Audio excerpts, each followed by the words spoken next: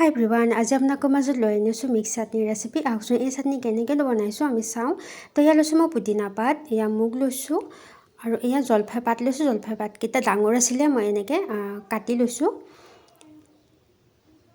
এয়া জলফাই পাতকেইটা এনেকৈ কাটি লৈছোঁ আৰু আদা লৈছোঁ এটুকুৰ আৰু নৰসিংহ পাত, মান ধনিয়া, আপোনালোকে ধনিয়া পাতো দিব পাৰে। তাৰপিছতে এয়া পুদিনা পাতখিনি মই মিক্সি জাৰত দিছোঁ আৰু এয়া জলফাই পাতকেইটা দিলোঁ। জলফাই পাতকেইটা দি কিনে এয়া নৰসিংহ পাতকেইটা দিলোঁ। নৰসিংহ পাতকেইটা দিছোঁ আৰু এয়া মান ধনিয়া পাত দিছোঁ আৰু মুগখিনি দিলোঁ। মুগখিনি দি ইয়াতে দিম সোৱাদ অনুযায়ী নিমখ।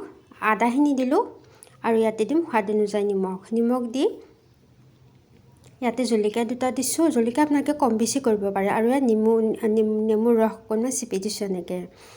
তাৰপিছতে এয়া দিলোঁ তেল, মিঠাতেল দিছোঁ। মিঠাতেল চাটনি দিলে খাবলৈ চাটনিখিনি বহুত টেষ্টি হয়।